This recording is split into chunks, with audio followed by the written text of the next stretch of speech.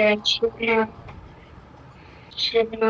महेंद्र जी, आप बताओ कि ये जो आ साउंड हम करते हैं, इस आ साउंड का क्या मतलब है?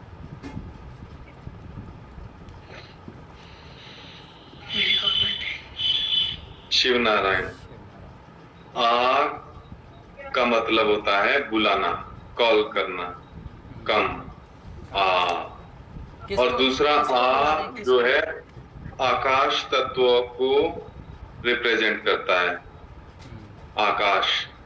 ठीक है। और दूसरा आ क्रिएशन की शुरुआती ध्वनि भी है, शुरुआत आ की मतलब शुरुआत हो से ही हुई है। तो और दूसरा क्या, हमें सेंटर में केंद्रित करने में सहायता करता है। जब हम मुंह के मध्य से ही हो जाता है ऑटोमेटिकली। जब हम आ की ध्वनि करते हैं तो सेंटर्ड होके ही होती है प्रॉपरली आ की ध्वनि, इसलिए। चलो ठीक है, इसका मतलब है कि जो आ साउंड है उसके थ्रू हम ब्रह्मांड की जो मेन वाइब्रेशन है जो हमारी लर्निंग के लिए चाहिए, यानी श्री गणेश गणेश गणेश जी की जो शक्ति है वो है ना, वो हम अपने अंदर इनवाइट कर रहे हैं, ऐसा ही है। तो कल कितनी तारीख थी महेंद्र जी? 15 15। तो 15 तारीख है, तो 15 को अगर जमा करोगे तो क्या नंबर बनेगा? 6। और अगर 6 नंबर है तो वो 6 नंबर कौन से देवता का है, राशि का है? 6 डिसिप्लिन के लिए बोलते हैं गुरु जी। 6 नंबर डिसिप्लिन का। डिसिप्लिन मतलब शनिदेव। शनिदेव को 6 नंबर से रिप्रेजेंट करेंगे डिसिप्लिन को, या 8 नंबर से करेंगे, हैं संकेत जी? I don't know. नहीं, ऊपर की बातें है ना, ये ऊपर की बातें तो हमें करनी नहीं चाहिए। हमें तो ऊपर बातें नहीं, ये जनरल नॉलेज है, ये छोटा मोटा नॉलेज तो होना ही चाहिए, कोई बात नहीं। 6 नंबर जो है जैसे बाइबल में लोग यूज करते हैं 666, तो वो कोई ऐसा नंबर तो है नहीं कि बिल्कुल नॉर्मल नंबर हो, अपने सनातन से रिलेटेड ही है ना। तो आज हम बात कर रहे हैं फ्रीडम की। हमारी पीस गीता में एक चैप्टर है फ्री, स्वतंत्रता, है ना, 36 नंबर पेज पे है, बता सकते हैं। तो इसको मैं कनेक्ट करना चाहता हूँ कि जो 6 नंबर है 666, वो हमारे लिए स्वतंत्रता से किस तरह से जुड़ा हुआ है।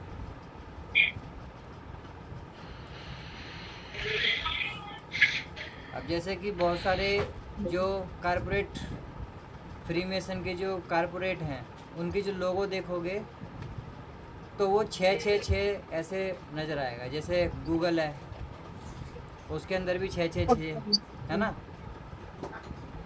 मर्सिडीज है उसका भी 666 है, तुम्हारा प्ले स्टोर है उसमें भी 666 है। तो ये 666 क्या रिप्रेजेंट कर रहा है? मार्क ऑफ द बीस्ट बोला जाता है इसको।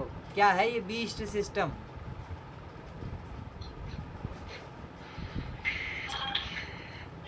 हाँ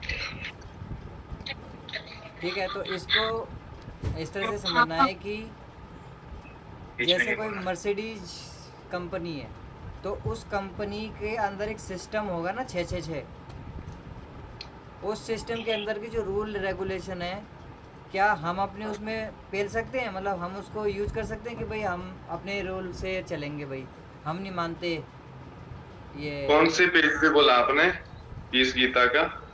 34 34 नंबर पे। नहीं 34 नहीं, 34। 29, रुक जाओ, 36 पे है, 36 पे। 36 पे तो फ्री टू फ्री। हाँ फ्री, स्वतंत्रता। ठीक है, तो संकेत जी आप ना अपनी तरफ से अपना विचार भी इसमें ऐड ऑन करो, क्योंकि एक बंदा बोलेगा तो ये इंटरेस्टिंग नहीं बनेगी वीडियो, बातचीत होनी चाहिए। ठीक है जी। तो ये 666 है। जब हम किसी कंपनी के अंदर घुसेंगे तो उस कंपनी का जो मालिक है वो हमारी मर्जी चलाएगा कि अपनी मर्जी चलाएगा? अपनी। कंपनी वाला अपनी मर्जी चलाएगा ना, अपनी। है ना। तो वो जो सिस्टम हो गया, कंपनी क्या हो गई, एक सिस्टम हो गया। तो और ये बताओ, जो गूगल हम सर्च इंजन है वो हम यूज कर रहे हैं, क्या हम उसके सर्च इंजन की दिशा बदल सकते हैं कि भाई इसमें ये सर्च में आना चाहिए, ये नहीं सर्च में नहीं आना चाहिए? ये हम डिसाइड कर सकते हैं क्या? नहीं, नहीं। गूगल ही कंपनी डिसाइड कर सकती है ना महेंद्र जी? जी। हाँ महेंद्र जी आपका यही होगा जो आप बोल रहे हैं। हाँ, तो किसी सिस्टम के अंदर जो है स्वतंत्रता नहीं होती है। क्या नहीं होती है? आज़ादी। ठीक है, तो आज़ादी अगर चाहिए तो इस मैट्रिक्स से हमें बाहर निकलने के बारे में तथ्यों को समझना पड़ेगा कि हम जहाँ हैं वो कौन सी जगह है, और उस जगह से निकलने के लिए हमें क्या करना है। यही स्वतंत्रता का अर्थ है, जो हम हर देश में झंडा फहरा के सीखते हैं कि भाई आज आज़ादी का दिन है, आज हमारा देश स्वतंत्र हुआ, आज हमारे देश में ये है, आज हमारे देश में वो है। तो ये जो स्वतंत्रता है, ये स्वतंत्रता बहुत गहरे अर्थ में हमारी आत्मा से रिलेटेड है। तो हमें अपनी आत्मा को प्रेजेंट जहाँ हम कैद हैं वहाँ से हमें फ्री करना है। ये हमारा ज़िंदगी का मकसद है। महेंद्र जी आपकी ज़िंदगी का मकसद यही होगा मेरे ख्याल से, कॉमन, है ना, फ्री। संकेत जी आपका भी यही है, मेरा भी यही है, और 140 करोड़ लोगों का भी यही रहेगा, क्योंकि हम सब कहाँ पे बंद हैं? किसी जेल में बंद हैं। ठीक है, जाल में फंसे, जेल में जाल में फंसे। हाँ, एक सिस्टम के अंदर बंद है। जैसे तुम्हारे घर में भी एक सिस्टम है, तुम्हारी मम्मी कुछ नियम कानून बना के रखती होंगी, मैं जाऊंगा तो वो सिस्टम तोड़ नहीं सकता। ठीक है, वैसे ही हर घर का एक सिस्टम अलग अलग सबका बना हुआ है। तो हम उस सिस्टम के अंदर अपनी मर्जी नहीं चला सकते, क्योंकि वो सिस्टम है, वो भगवान का घर नहीं है। समझ में आ रही बात? हमारे खुद के जो घर हैं वो घर भी परमात्मा का घर नहीं है, वो भी जाल है, उसमें हमारी नहीं चल सकती ज़्यादा। अगर हम चलाएंगे तो झगड़ा हो जाएगा। गलत कह रहा हूँ? आपके घर के ऊपर आपका कंट्रोल भी नहीं है, अगर आप सोच समझ के देखो तो। बिल्कुल। आपका घर भी 666 में आता है, 666। क्वेश्चन पूछना है इसको? पूछो, इसी से क्या मन में आ रहा? योग करना अच्छी बात होती है या नहीं? योग करना, अब ये कर। योग का मतलब होता है परमात्मा के साथ जुड़ना। योग में अच्छी चीज बताई जाती है।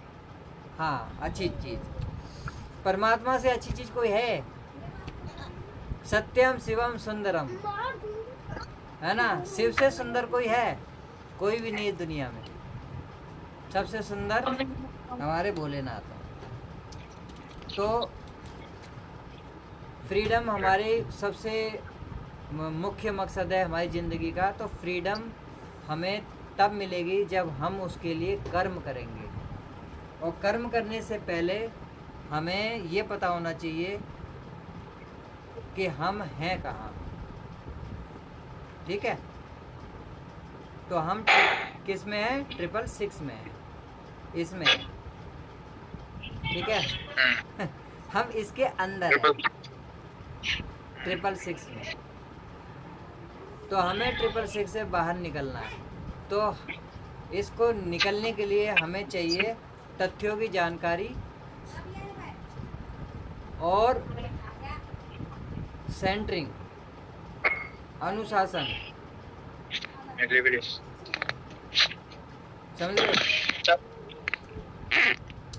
सेंटरिंग और अनुशासन के द्वारा हम गणेश सिद्धांत को सीख सकते हैं। गणेश सिद्धांत जो है वो हमको लर्निंग देंगे। गणेश सिद्धांत जो है, गणेश भगवान है, वो हमको लर्निंग देंगे। और जब हम लर्निंग सीख रहे होंगे तो हम गलत एक्शन करने से बच जाएंगे। और गलत एक्शन अगर हमने नहीं किया तो हमारा ये जन्म आखिरी हो जाएगा। हमारा पूरा का पूरा जो समाज है वो दुराचारी बन गया है। प्रेम के नाम पे वो कुछ भी उल्टा सीधा कर रहा है। स्वतंत्र कोई भी कार्य करने या इस संसार का समस्त धन कमाने से कोई भी संबंध नहीं है।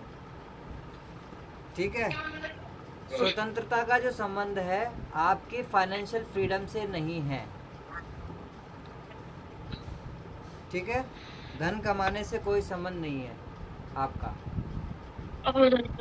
आपकी जो जीवात्मा है उसका संबंध सिर्फ और सिर्फ एक परमात्मा से, और उस परमात्मा से जुड़कर ही आप है ना ऊपर उठ सकते हो।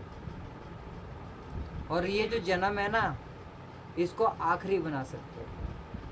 एक फिल्म भी आई थी जिसमें गाना भी था, है संगीत जी? कौन सी फिल्म थी वो?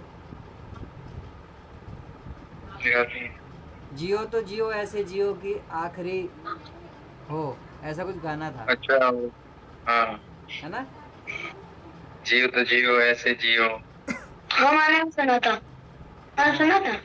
अरे ये वक्त हमारा जो एक बार गया तो आए ना दोबारा, समझ लो जरा ये हवाओं का इशारा मेरे यारों। अपना हर दिन ऐसे जियो जैसे कि आखिरी हो, जियो तो इस पल ऐसे जियो जैसे कि आखिरी हो। अपना हर दिन ऐसे जियो जैसे कि आखिरी हो, जियो तो इस पल ऐसे जियो जैसे कि आखिरी हो। हम पल आखिरी हो, हर पल हाँ। आखिरी। तो ये तभी हो पाएगा ना जब तुम जीवन में अनुभव के द्वारा इस जीवन को जियोगे।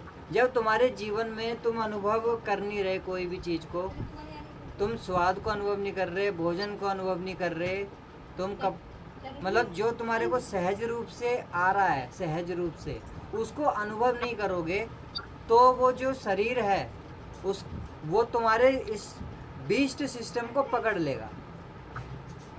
वो ये सोचेगा कि अरे मैंने कंप्यूटर नहीं चलाया, कंप्यूटर घर में ही पड़ा हुआ है, घर में ही लाइट पड़ी हुई है, घर में ही ग्रंथ पड़े हुए हैं लेकिन पढ़े नहीं। महाभारत भी घर में पड़ी है लेकिन पढ़ी नहीं। हमारी इंद्रियों को भोजन चाहिए, उसको अनुभव चाहिए। जो अनुभव होता है ना इंद्रियों का वो भोजन है। हम अपनी आँखों को जो है ना, आँखों को भोजन कौन सा देते हैं? जो समाज में चल रहा है गलत गलत न्यूज़ चल रही हैं। रास्ते में कोई एक्सीडेंट हो गया तो वहाँ पे एक्सीडेंट देखने के लिए बैठ गए हैं। किसी भी लड़की को छेड़ दिया तो उसको हम देखने लग गए। कूड़ा करकट दुनिया में बहुत पड़ा, मतलब समस्या इतनी सारी हैं। तो क्या ये आँखों का भोजन है क्या? वो नहीं, आँखों का भोजन है ही नहीं। वो आँखों का भोजन क्या है? नेचर। नेचर। यस, सही। नेचर को देखना, सही। ठीक है। सही और आंसर। हाँ, और जो नेचर लविंग जो है, जो नेचर को रिप्रेजेंट करते हैं, वो हमारे गुरु। तो हम अपने गुरु को इन आँखों से देखें, इन कानों से सुने, और त्र्यंबकम, ओम त्र्यंबकम यजामहे सुगंधिम पुष्टिवर्धनम, और अपने गुरु को सुगंधि के रूप में उनको सूंघे, उसको स्मेल करें। नाक से हम अपने गुरु को सूंघ सकते हैं। अब तुम सोचोगे कि भाई गुरु जी की खुशबू कैसी होगी। तो जो पंच महाभूत हैं, उन्हीं में से जो तत्व हैं, उनके द्वारा गुरु जी की जो एसेंस है, जो उनका आशीर्वाद है, वो हमारे अंदर आ जाएगा। तो आपने ये देखा होगा कि आपके घर में धूप बत्ती लगाई जाती है, अगरबत्ती लगाई जाती होगी, या फिर हवन कुंड जब जलता है, यज्ञ वगैरह, तो उसमें सुगंधित औषधियाँ डाली जाती हैं, घी डाला जाता है उसके अंदर, है ना, और चारों तरफ एक खुशबू का माहौल बनाया जाता है। ऐसे होता है जी। तो वो जो खुशबू का माहौल है, वो किस लिए बनाया हुआ है? बदबू का माहौल भी बना सकते हैं। सुगंधिम पुष्टिवर्धनम, जो शिव हैं, जो महादेव हैं, वो सुगंधिम पुष्टिवर्धनम, मतलब वो सुगंधि के रूप में हमारे शरीर में आते हैं। अगर तुम स्वादिष्ट भोजन पसंद करते हो, अब जैसे बहुत सारे साधु महात्मा कहते हैं कि है हम ना वो क्या बोलते हैं, भोजन पसंद करते हैं, हम स्वाद के लोलुप नहीं हैं, ऐसे स्वादिष्ट भोजन हम नहीं करते, हमें कड़वी चीज़ ला दो। गांधी जी जो है वो नीम की वो चटनी खाते थे, ऐसा मतलब बताते हैं। स्वादिष्ट भोजन से वो परहेज करते थे गांधी जी। तो जो व्यक्ति जानबूझ के भोजन को अपने से दूर कर रहा है, स्वादिष्ट भोजन को दूर कर रहा है, तो ये हमारी जो जिह्वा है, उसका जो भूख है, उसकी जो नीड है जीव की, वो कैसे पूरी होगी? है संगीत जी? जी। मोदी जो बोलता है उसका उल्टा होता है। यार मोदी साहब नहीं है, मोदी साहब को भी खाना तो खाना ही पड़ेगा। तो अगर मोदी जी कहते हैं कि मुझे स्वादिष्ट खाना नहीं खाना, तो मोदी जी ये कह रहे हैं कि हमें परमात्मा से नहीं मिलना। अगर तुम भी स्वादिष्ट खाना नहीं खाओगे, तो इसका मतलब है कि तुम परमात्मा को नफरत करते हो, है ना? स्वादिष्ट पांची मतलब हेल्दी। वो हाँ, मछली हो गई। स्वादिष्ट भोजन होना चाहिए, आर्टिफिशियल नहीं। आर्टिफिशियल स्वाद नहीं चाहिए। 6 स्वाद होते हैं। भिंडी हो गई, आलू हो गए। भिंडी में तो कोई स्वाद नहीं होता, वो स्वादहीन होती है, फीकी होती है, लेकिन वो गट हेल्थ के लिए बहुत अच्छी होती है। 6 स्वाद होते हैं, बताओ। ये 6 नंबर फिर आ गया, देखो तुम्हारे पास। स्वाद में 6 स्वाद होते हैं। पहला सबसे बड़ा स्वाद होता है मीठा। मीठे के बाद खट्टा। उससे छोटा होता है नमकीन, वो कम से कम लेना चाहिए। कड़वा। हाँ, उसके बाद आता है तीखा, जिसे कहते हैं चटपटा। चटपटा। फिर आता है कसेला। कसेला जानते हो? जैसे वो होता है आंवला, हाँ। है ना, कसेला। और लास्ट में आता है कड़वा। कड़वा ज्यादा नहीं खा सकते ना तुम। कड़वा करेला होता है। हाँ, करेला होता है, वो ज्यादा नहीं खा सकते ना। तो वो एक पिरामिड बना लो, सबसे ऊपर है मीठा, तो मीठा ज्यादा खा सकते हो। नेचुरल मीठे से दिक्कत नहीं है, ठीक है। मीठे में आम। हाँ, फल फ्रूट हो गए, ये सब चीजें हो गई। सबसे ज्यादा आम खाने चाहिए। हाँ, तो वो स्वाद हो गया। तो ये जिह्वा की जो हमारी इंद्री है, इसके माध्यम से हमारे को परमात्मा के क्या हुए? दर्शन हुए। हमको परमात्मा के क्या हुए? दर्शन हो गए। तो दर्शन का मतलब क्या होता है? दर्शन का मतलब ये नहीं होता है कि हम एक व्यक्ति को देखें, क्योंकि हमारे जो इष्ट हैं, जो भगवान हैं, भगवान शिव है, उनका शरीर फिक्स नहीं है। और पीछे कर लो। समझ रहे हो? भगवान शिव का जो शरीर है वो ऐसे फिक्स नहीं है। ऐसा नहीं है कि वो गले में सांप डाल के रहते हो, ऐसा नहीं है। ठीक है? ऐसे ही भगवान विष्णु हैं, ऐसा है, ऐसा बिल्कुल भी नहीं है कि भगवान विष्णु शेषनाग के ऊपर लेटे हुए हैं। ठीक है? ये सिर्फ वैदिक कोड्स हैं, ज़्यादा लंबी मेमोरी करने के लिए। कहानी को अगर चित्र में डाल दोगे तो वो ज़्यादा लंबे समय तक याद रहती है, इसलिए शिवलिंग को अभी भी याद रखते हैं। क्यों? शिवलिंग का मतलब होता है सेंटरिंग, है ना? शिवलिंग का मतलब होता है सेंटरिंग, जो सेंटर होता है ना बीच में, और एक रिंग होता है चारों तरफ, रिंग, थाली। हाँ, नानुगारी मंदिर में। हाँ, तो भगवान शिव क्या हो गए?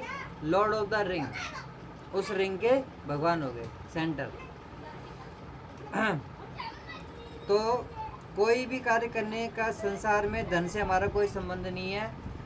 पैसा आ रहा है नहीं आ रहा है वो सेकेंडरी बात है, लेकिन आपकी जीवात्मा है वो ऊपर उठनी चाहिए रोजाना, रोजाना और रोजाना। चाहे कपड़े फटे हों कोई दिक्कत नहीं, समझ रहे हो? कोई भी दुख है कोई दिक्कत नहीं, बीवी गाली देती है कोई दिक्कत नहीं, माता पिता गाली देते हैं कोई दिक्कत नहीं, लेकिन जो भक्ति है उसमें कमी नहीं आनी चाहिए।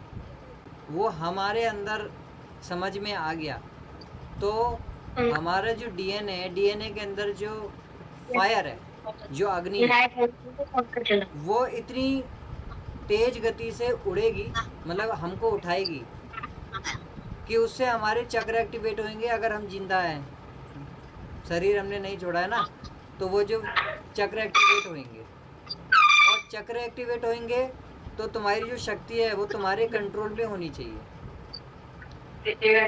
समझ रहे हो? अगर चक्र एक्टिवेट हुए और तुम सेंटरिंग में नहीं हो तो तुम्हारे हाथों कुछ भी गड़बड़ हो सकती है। दूसरा बंदा था वो गिरा, तो उस बंदे के कान के अंदर यहाँ पे कुछ डिफेक्ट हो गया। अब उसके अंदर, कान के अंदर जो है ना, एफएम चल रहा था, एफएम, और एफएम का ऑन ऑफ का कोई था ही नहीं उसके पास कि अपने कान में कोई बटन लगा हो। समझ रहे हो? तो यहाँ पर भी शक्तियाँ होती हैं। अगर गलती से भी बिना सेंटरिंग के अगर वो ऊर्जा, हाँ, वो ऊर्जा एक्टिवेट हो गई तो वो गलत तुम्हारे को परिणाम दे देगी। Centring is the best medicine. हमेशा हमेशा होनी चाहिए। Centring is the best medicine. हाँ, सेंटरिंग इज रियलाइजेशन। ठीक है? तो नियमित आवर्तन, तुम्हें हमेशा अपने गुरु को याद करना है, मुंह से बोल के, यानी स्तुति करके, उनका चेहरा देख के, ठीक है, और उनको मन में, यानी यहाँ दिल में, यहाँ पे दिल में देखना है रोज। जैसे हनुमान जी की तस्वीर देखी होगी, ऐसे फाड़ के छाती ऐसे खड़े हुए हैं, बैठे हुए हैं, तो वो जो छाती है ना उसमें राम और सीता दिखते हैं उनके, हाँ, है ना? मेरे तो वो जो चीज़ है वो चीज़ रियल है, वो फेक नहीं है। ठीक है ना? वो रियल इसलिए है क्योंकि जब हम आंख बंद करते हैं तो आंख बंद करके तुम किसी भी चीज़ को देख सकते हो, कल्पना में कल्पना कर सकते हो कि हाँ ये हमारे गुरुजी का चेहरा है, देख सकते हो अंदर। जैसे हम सपना भी देखते हैं ना, सपना कल्पना करते हैं, कल्पना करके फिर किताब भी लिख देते हैं, कल्पना करके फिल्म भी बना देते हैं, कल्पना करके दुनिया में सारी चीज़ें हो रही हैं। तो ये जो कल्पना कर करके तुम इतना बड़ा संसार बना रहे हो जिसमें दुख ही दुख है, कचरा ही कचरा है, पोल्यूशन ही पोल्यूशन है, तो हम इस तरह का भी तो कल्पना कर सकते हैं जिसमें भगवान हो, हमारे गुरु हो, परमात्मा हो, शिव हो, नारायण हो, हम उनका चेहरा भी तो देख सकते हैं ना।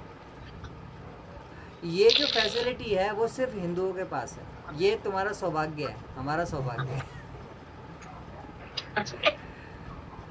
ये हमारा सौभाग्य है कि हमारे पास तस्वीरें रखने का, मूर्ति बनाने का एक टूल है, एक हमारे पास सुविधा है। इस्लाम के अंदर तो इतना दुर्भाग्य है कि उनके पास कुछ भी नहीं, ना फोटो लगा सकते वो अपने गुरु की, ना उनकी मूर्ति बना सकते, कुछ नहीं कर सकते। उनको अपने डिवाइन बीइंग से जुड़ने का उनके पास कोई भी सुविधा नहीं है ना, कोई सुविधा नहीं है। इसलिए उनके पास प्रॉब्लम है। इसलिए उनकी जो भाषणबाजी होएगी ना, वो इतनी लंबी लंबी चलती है और पागलों जैसी चलती है, उसमें कोई तुकबंदी नहीं होती, कोई उसमें नेचर से कनेक्शन नहीं होता, कोई सेंटरिंग नहीं होती, किसी भी तरह की कोई लॉजिकल बात नहीं होती। आपका जो ज़्यादातर जो अटेंशन है, जो ज़्यादातर जो ध्यान है, वो तुम्हारा गुरु के प्रति होगा, क्योंकि गुरु ब्रह्मा गुरु विष्णु गुरुर्देवो महेश्वरा, गुरु के अंदर सारी चीज़ें हैं, सारे देवता हैं। जैसे गाय के अंदर 33 कोटि देवता बताए गए हैं ना, ऐसे ही करके जो ब्रह्मा विष्णु महेश है वो भी गुरु के अंदर बताए गए हैं। तो ये हमारा सौभाग्य है कि हम भारत में हैं और भारत में हमें वैदिक सनातन की परंपरा मिली हुई है। ये हमारा सौभाग्य है। वास्तविक जो स्वतंत्रता है वो है नीचे लोगों से निकल के ऊंचे लोगों में जाना। ये वास्तविक स्वतंत्रता है। कोई भी स्वतंत्रता तुमको सिर्फ एक सिस्टम से निकाल के दूसरे सिस्टम में ले जाने के लिए बोलती है। भारत आज़ाद हो गया तो मतलब मुग़लों से आज़ादी मिली तो अंग्रेज़ों में फंस गए, अंग्रेज़ों से आज़ादी मिली तो अपने काले अंग्रेज़ों में फंस गए। राजीव दीक्षित जी हमें बताते हैं, और आज हम खुद भी महसूस कर रहे हैं कि न्यू वर्ल्ड ऑर्डर का पूरा कब्जा हमारे देश पे लगा हुआ है। किसान भी परेशान है इस स्वतंत्रता में, हैं, जीव जंतु भी परेशान है इस स्वतंत्रता में, गरीब आदमी भी परेशान है इस स्वतंत्रता में। ये कैसी आज़ादी है, कैसा स्वतंत्रता मिली है हमको कि जिसमें जन जन धरती का चप्पा चप्पा चीख रहा है। हमारी जो पवित्र नदियां हैं वो पूरी तरीके से नाला बन चुकी हैं। हमारे जो पहाड़ हैं उनको चूरन बना के लोग खा रहे हैं, मतलब सीमेंट बना के बिल्डिंगें बनाने में लगे हुए हैं। लंबी लंबी बिल्डिंगें बनाने के कंपटीशन चल रहे हैं। और हमारे देश के जो व्यापारी हैं, जो बुद्धिजीवी लोग जिन्हें कहते हैं हम लोग, बहुत विद्वान लोग, वो विद्वान लोग इस चीज़ पे चिंतन ही नहीं कर रहे हैं कि पहाड़ों को तोड़ के तुम सीमेंट बना रहे हो। और इस जो पहाड़ है ये देवता होते हैं, ये दिव्य होते हैं, इनकी उम्र होती है, ये जीवित तत्व है, ये प्रकृति तत्व है। इन बड़े बड़े विद्वानों को ये अकल नहीं आ रही है, ये सोच विचार नहीं कर रहे हैं कि भाई ये घर बनाना है तो इको फ्रेंडली बनाया जाए, जिसमें गाय भी रख सकते हो, जिसमें पंछी भी रह सकते हो, जिसमें बकरी भी रह सकती हो, जिसमें हमें पूरे जो पशुओं का एक आवरण है, उसका एक परिवार बनता है, एक दूसरे के साथ हम मिलके उसमें जी सकते हैं। तो इस तरीके से अगर बिल्डिंगें बने जिसमें प्रकृति के सारे जीव खुश होकर जी सके, तब वो स्वतंत्रता मानी जाएगी, आज़ादी मानी जाएगी। क्यों संगत जी? जी जी महेंद्र जी, गलत कह रहा हूँ? ठीक कह रहे हैं, ये आजादी नहीं है। हमें तो भगवान ने बनाया है ना। हाँ, बनाया तो भगवान नहीं है, लेकिन अब भगवान से हम अभी दूर है। पूरी धरती भगवान ने बनाई है। हाँ, तो हमें भगवान की बनाई हुई चीज़ों के पास में रहना चाहिए। भगवान की बनाई हुई चीज़ें कौन सी हैं? पेड़ के पास रहना चाहिए। जमीन। हाँ, जमीन। जमीन, घास, फूल, पौधे, इस तरह का माहौल होना चाहिए। लेकिन युग परिवर्तन शुरू हो चुका है, प्रलय हमारे सिर पर बैठी हुई है, चारों तरफ हाहाकार मचा हुआ है, घर टूट रहे हैं, कॉलोनियाँ टूट रही हैं, नालियाँ सड़ रही हैं, सड़कें टूटी पड़ी हैं, और नेताओं ने भ्रष्टाचार का पूरा अति कर दी है। भ्रष्टाचार बिल्कुल पीक पे है, और हमारा जो 1 रुपया है उसकी कीमत 90 गुना नीचे गिर चुकी है। जुड़ने से अपने आप आ जाएगी। प्रकृति से जुड़ोगे तो सेंटरिंग ऑटोमेटिक आती है। हम घरों में रहते हैं, 4 दीवारों के अंदर रहते हैं, तो जैसे सेंटरिंग, ऑटोमेटिक डोर खुलता है। हाँ, ऑटोमेटिक डोर, परमात्मा का दरवाजा खुल जाता है। तो जो 1 रुपया है उसकी जो कीमत है वो 90 गुना नीचे गिर चुकी है। जबकि हमारे जो जागरूक लोग हैं वो ये कह रहे हैं कि 1 रुपये में 777 मिलीग्राम सोना होता है। कहानी यह है कि मेरे पे एक चांदी का रुपया पड़ा, एक लोहे का पड़ा और एक कागज का पड़ा। मैं 3 ना बैंक में लेके चले जाऊँ, मैं जमा कर दे भाई। वो बोले जमा हो गए, क्या रुपये? बोले 3 रुपये में। अरे मंगाया चांदी है। बोले लिख तो 1 रुपया रहा। बैंक नु बोले लिख तो 1 रुपया रहा। मगर तो न्यू कर कागज वाले पकड़ चांदी वाले दे दे। बोले पागल हो रहा। पागल हम नहीं हो रहा, तना बनाए रखे। तो महेंद्र जी आप बताओ कि 777 मिलीग्राम सोने की कीमत कितने रुपए की होगी आज के डेट में? हमने देखा इस देश में 2016 के बाद 34 लाख करोड़ रुपए अचानक से देश की करेंसी हो गई। पहले ये कहा था ना मोदी जी ने, जो 70 साल में कांग्रेस नहीं कर पाई वो हम 5 साल में करके दिखाएंगे। वो यही था। 70 साल में कांग्रेस ने छापे 16 लाख करोड़ रुपया, और 5 साल में मोदी जी ने छाप दिए 18 लाख करोड़ रुपया। 34 लाख करोड़ रुपया इस टाइम करेंसी है, और हमारे पास सोना रखा है केवल 800 टन। 800 टन का मतलब है केवल 4.8 लाख करोड़ रुपए का सोना है। इसका मतलब 29.2 लाख करोड़ रुपए की पेपर करेंसी फर्जी है, फर्जी नोट में कारोबार चल रहा है। इसीलिए बैंक इन नोटों को वापस ले रही है, ताकि आप लोगों को यह कह सके कि ये नोट के बदले में अपना रुपया ना मांग सके। हमने बोला 2000 रुपए और मानक स्टैंडर्ड 1882 का पेपर करेंसी एक्ट उठा करके देख लीजिए। उस पेपर करेंसी एक्ट के अंदर साफ साफ लिखा हुआ है कि मेरे 1 रुपए की कीमत है 777 मिलीग्राम सोना। यानी अगर मैं 2000 रुपए का भुगतान बैंक से लेना चाहता हूं तो 770 के हिसाब से 1554 ग्राम सोना यानी 1.5 किलो सोना मिलता है एक 2000 रुपए के नोट में। और जब इसका हवाला देकर के जब हमने बैंकों के आवेदन लगाने शुरू किए, जब हमने मकानों के आवेदन लगाने शुरू किए, तो आपने देखा होगा कि बैंक वालों की बोलती बंद हो जाती है ना। वो कोई 1 रुपए की जो वैल्यू आ रही है वो कम से कम 1000 रुपये आ रही है ना, 1000 गुना हो रही है वो। और डॉलर हमसे कितने आगे है? 90 रुपीज। 90 कदम आगे है वो। लेकिन हमारा जो सोने वाला जो सिस्टम है वो डॉलर से भी 1000 गुना आगे है। जी बिल्कुल तो सही जगह। 1 रुपए की जो वैल्यू है, अगर वो हर इंसान को भारत में पता लग जाए तो बैंकिंग सिस्टम सबसे पहले भागेगा। बिल्कुल। यस। सबसे बड़ा सिस्टम, दुनिया का सबसे बड़ा सिस्टम कौन सा है जिसके सब गुलाम है? बैंकिंग आज के कलयुग में है ना, मन के गुलाम है सारे। फाइनेंशियल फ्रीडम चाहिए ना तुमको, तो फाइनेंशियल फ्रीडम जो है वो इसलिए तब मिलेगी जब तुम 1 रुपए की वैल्यू सबको बताओगे कि 1 रुपए की वैल्यू ये है, ये पता होनी चाहिए। तो ये मतलब यही है कि अपने आप को इतना चार्ज कर लो, भक्ति के माध्यम से इतना चार्ज कर लो कि जब तुम्हारी शरीर छोड़ने की अवस्था आए तो तुम्हारी जीवात्मा इस धरती पे रुके ना, कोई बहाना लेके रुके ना कि भाई मुझे सुख भोगना है, कि मुझे दुख भोगना है, क्या भोगना है। कोई इच्छा रहनी नहीं चाहिए, और कोई फालतू की इच्छा करनी भी नहीं है कि पागलों की तरह फिर इच्छा के पीछे भाग। मैं तो आकांक्षा पाल लो कि मुझे ये नहीं मिला तो मैं तो मर जाऊंगा, समझे? तो मैं आकांक्षा को महत्व भी नहीं देना है। रहना भी चाहिए तो मिट्टी के घर में। हाँ, अगर नहीं भी मिल रहा है तो भी कोई बात नहीं, जहाँ पर है वो मिट्टी लो। सहज जहाँ पर भी मिट्टी हो। लो बना लो।